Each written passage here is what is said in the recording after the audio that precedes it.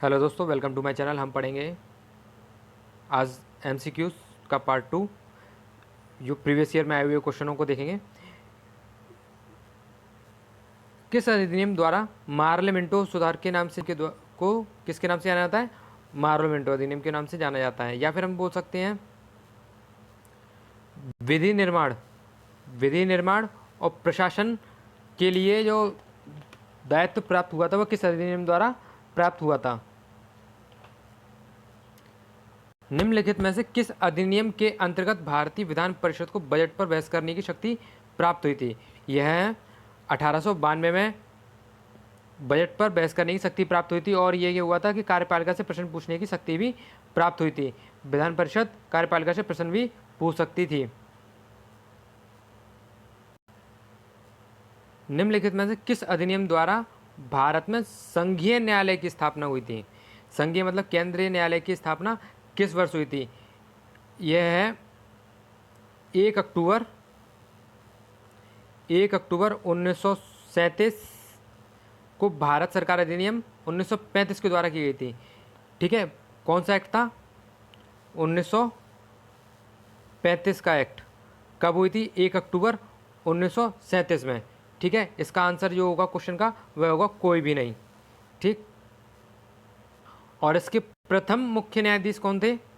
Morris. ठीक, Morris इसके प्रथम मुख्य न्यायाधीश थे। केंद्र में द्वैत शासन किस अधिनियम के अंतर्गत स्थापित किया गया था? केंद्र में द्वैत शासन 1935 के अधिनियम द्वारा स्थापित किया गया था, जबकि प्रांत में द्वैत शासन की स्थापना 1919 अधिनियम के द्वारा की गई थी। अब क्या संघीय में जो द्वैत शासन हुआ था 1935 के द्वारा, तो उसको दो भागों में बांट दिया गया था, आरक्षित और हस्तांतरित विषय में। ठीक, किस विषय में बांट दिया गया था? दो विषयों में, आरक्षित और हस्तांतरित। 1919 के भारत शासन अधिनियम का निम्नलिखित में से कौन सी प्रमुख विशेषता है? इसमें द्वैत शासन की व्यवस्था, सांप्रदायिक निर्वाचन मंडलों की व्यवस्था या केंद्र द्वारा प्रांतों को विधायी शक्ति का हस्तांतरण। द्वैत शासन और केंद्र द्वारा प्रांतों को विधायी शक्ति का हस्तांतरण क्या था? 1919 के अधिनियम की निम्नलिखित विशेषता थी। ठीक है, उस समय जो वॉइस राय थे लॉर्ड चैम्सफोर्ड थे। कौन थे? Lord Chelmsford. भारतीय विधान पालिका प्रथम बार द्विसदनीय बनाई गई थी। यह 1919 में बनाई गई थी।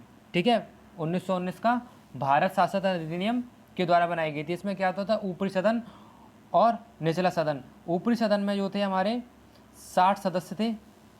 60 सदस्यों में से 34 सदस्य कौन थे? जो निर्वाचित होकर के आए थे। निर्वाचित होकर के आए थे 26। कौन उसमें से बचे? 26 होकर के आए थे मनोनीत। ठीक, इसी तरह से जो हमारा निचला सदन था, निचले सदन में हमारे 144 सदस्य थे। कितने? 144 सदस्य थे, जिसमें से 104 निर्वाचित होकर के आए थे और 40 मनोनीत होकर के आए थे। राष्ट्रपति को अध्यादेश निर्गत करने की शक्ति जो है किस अधिनियम के द्वारा प्राप्त हुई थी? वह है 1935 का अधिनियम। ठीक, ये 1935 के अधिनियम की धारा 42 के द्वारा प्राप्त है। और ये वर्तमान जो हमारा संविधान है उसमें जो राष्ट्रपति अध्यादेश जारी करता है वो अनुच्छेद 123 के द्वारा अध्यादेश जारी करता है। ठीक है, यह लिया गया किस अधिनियम से? भारत सरकार अधिनियम 1935। ठीक, 1935 का गवर्नमेंट ऑफ इंडिया एक्ट क्यों महत्वपूर्ण है? यह भारतीय संविधान का प्रमुख स्रोत है। इसके द्वारा भारत को स्वतंत्रता मिली थी, या इसमें भारत विभाजन उल्लेखित है, या इसके द्वारा रियासतें समाप्त हुई थी। ठीक है, इसका जो आंसर है हमारा 1, यह भारतीय संविधान का प्रमुख स्रोत है। ठीक है, हमारे वर्तमान संविधान में लिया गया है वह उसके अंदर क्या है? संघात्मक सरकार है, केंद्र में द्वैत शासन की स्थापना है, प्रांतों में द्वैत शासन की स्थापना है, द्विसदन है हमारे पास, प्रांतीय शासन भी है, प्रांतीय विधानमंडल भी है, केंद्र और प्रांतों में शक्तियाँ अलग अलग हैं। ठीक है, तो इसलिए हमारा जो आधा कॉन्स्टिट्यूशन है वो किस एक्ट से लिया गया है, 1935 के एक्ट से। वर्मा जो अभी वर्तमान में जिसको हम म्यांमार बोलते हैं, वह किस सन में भारत से अलग हुआ था? यह 1935 के अधिनियम द्वारा 1935 के अधिनियम द्वारा 1937 में, ठीक है, 1935 का अधिनियम था, पर यह अलग हुआ था 1937 में, भारत से 1937 में अलग हुआ था।